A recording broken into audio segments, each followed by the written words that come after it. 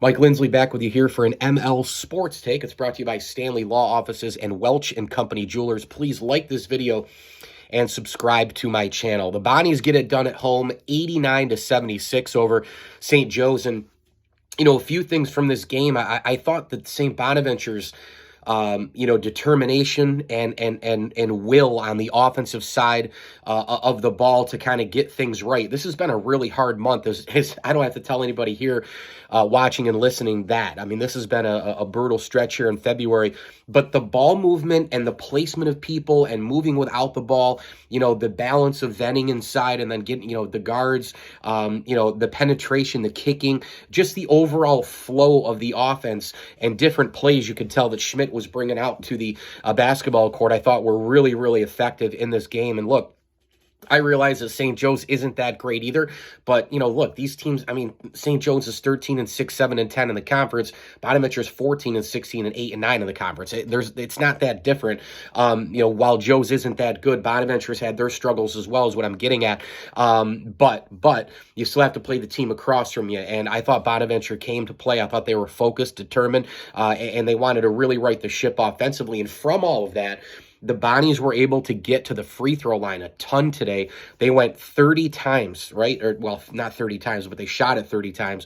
They made 22 of them, so they could have even made a few more and really put this thing into big-time distance here. They were 22 of 30, which actually isn't that great, 73.3%. But the fact that they got there off of the offensive movement and the passing and the pacing and all the rest, I thought was, a pretty big deal.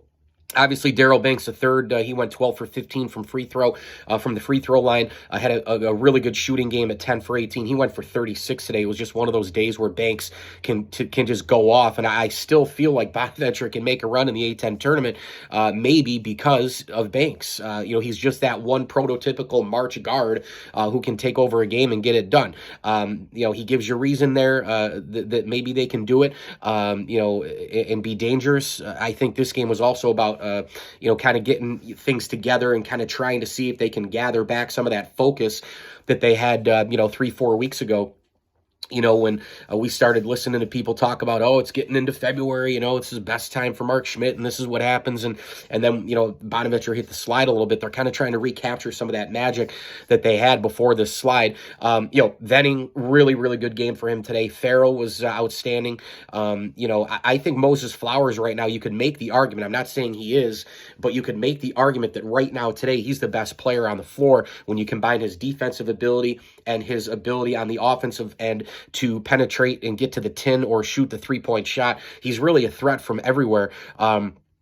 They got to 11 solid points today out of the bench, 5 from Rumpel, and, of course, Maluk with 6 points. And you felt good at half, up 48-38.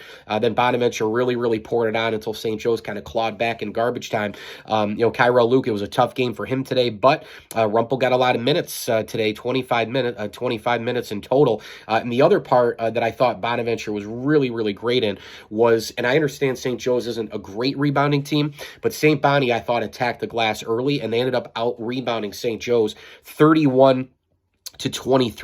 The box outs were good. The reading of the ball, off the rim was good. The weak side rebounding was good. The help was good from the guards.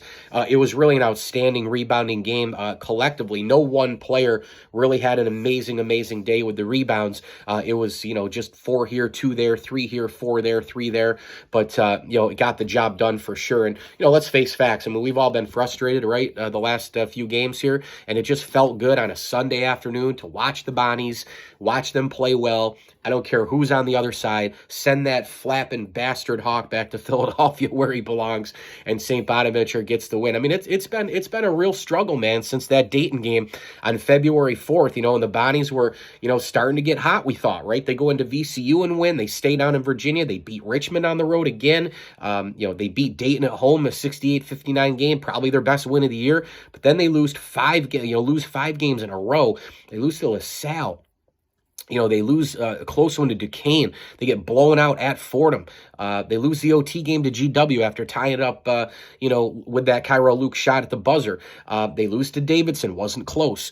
You come back home here, final home game of the year. You wanted to kind of feel good about something today, and I think we can feel good. I think overall, obviously, the month has been just super rough. I don't know what team is going to show up against UMass next week. They've got a full week off. I think this team could use that. And then you play that game on the road. It really is a game that doesn't matter, other than trying to find that inner thing, that inner team belief, I think is where this team needs to focus right now as they get geared up for UMass and then the Atlantic 10 tournament, where, again, you have those tournaments because anything can happen, right? I mean, let's face it, we've all been feeling pretty blah about the Bonnies during the month of February, but one snap of a finger, they win a game or two in the A10 tournament. Banks starts going nuts. They've got Venning inside. We know they can D up when they want to. If they can guard the three-point shot, if they can make the three-point shot, all of a sudden something can happen. I mean, that's what March is about. We've seen it before. I don't think this team is good enough to win the A10 tournament, but again,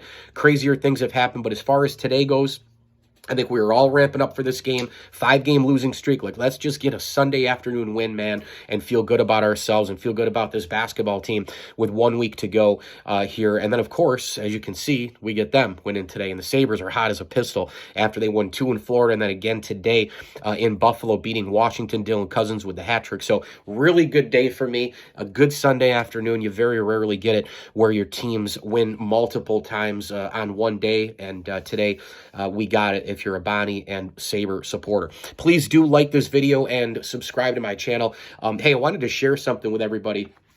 Last night, I don't know if people follow me on Twitter or Instagram, but I wanted to show everybody this. Got a package last night from Dick Vitale, and he sent me his new book, and he sent it to me signed with the HOF Hall of Fame inscription.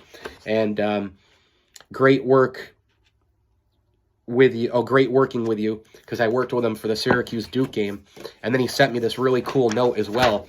And it said, great working with you at Syracuse. I appreciated your help. God bless, Dick Vitale.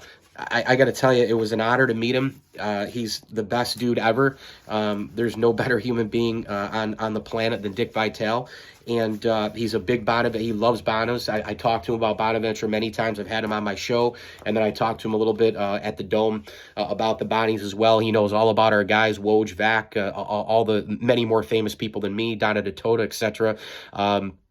That was a great thing. He actually asked me for his address when he was at the media table, and lo and behold, here we are, days after, and he sent that package. What an unbelievable surprise.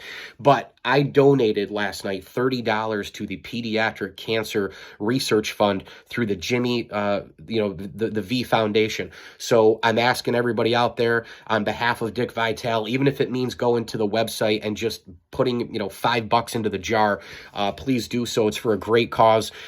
We haven't found a damn cure for this shit yet, but hopefully we will soon. But what this money does do is it not only pumps it in for the research, but it puts it into, the medical development of things and to try and help kids with these horrible, horrible cancer situations.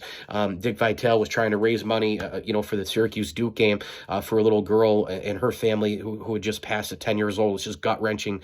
It's heartbreaking. But the more money we can keep pouring into this thing, eventually, hopefully, we'll find a cure. And until we do, all that money will go into heavy, heavy research and certainly medical development to prolong lives and at least help kids get the best care that they need. So please donate today. Mike Lindsley with you here. It's an ML Sports Take brought to you by Stanley Law Offices and Welch & Company Jewelers. Please like this video and subscribe to my channel. And as I always tell you, enjoy the games.